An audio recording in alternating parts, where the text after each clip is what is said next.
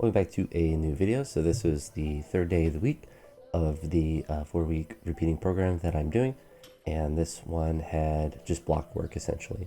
So I was pretty happy with how snatches were feeling. The mobility, everything was feeling good as far as my shoulder went, and so I was able to move up and do multiple doubles with 90. So one of the big benefits of using blocks is that you're able to do additional volume because you're not pulling from the floor, and I think they always feel good. I think snatches from the high blocks, I've always liked them since I've tried them out, and they're just a really nice variation. And for whatever reason, I always seem to perform pretty well at them. But they're nice because obviously you don't have to pull from the floor. You can work on speed under the bar, and it's usually something I'm pretty weak with. I'm not the fastest person, so it's interesting that they usually feel pretty good for me. But I think it's probably because it puts me in a really good position and I just have to just pull and go under it. So I just kind of have better technique from the high blocks just because it's a shorter and simpler movement. But I worked up to this 90 as you see for multiple doubles. I believe I did 3 doubles there. I had to close the door in the shed because the bugs were getting pretty obnoxious.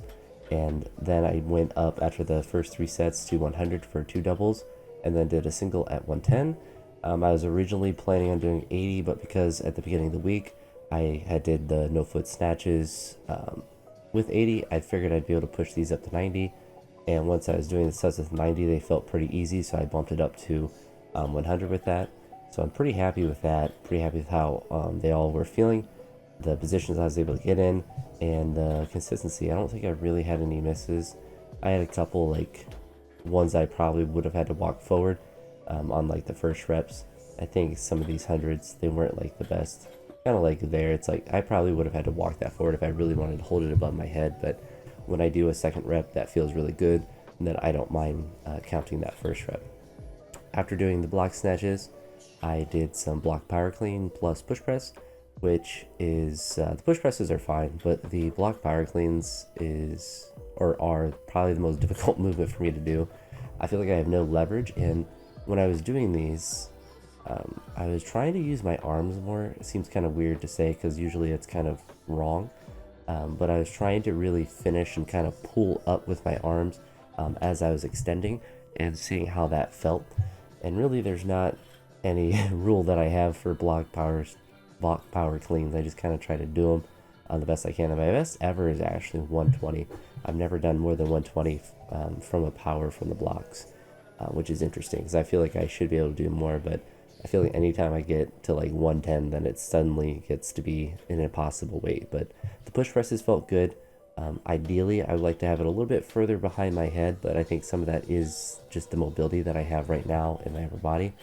But strangely enough, the power clean aspects felt pretty good, but I think that's just because the working sets were with 100, and then I did one final set with 110, just like I did with snatches, but with push press, and did a 1 plus 2.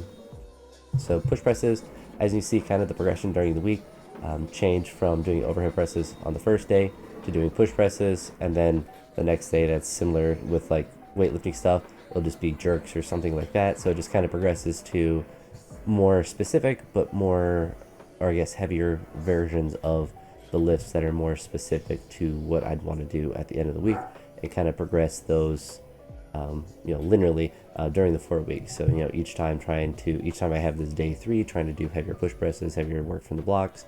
Same with like the over presses earlier in the week. So you can kind of see the progression that I have in these workouts, at least as far as the classics go, to go from simple and lighter to heavier and more complex. I don't really know if push presses are necessarily more complex, but you kind of get the idea. Simpler, lighter, complexes to heavier ones.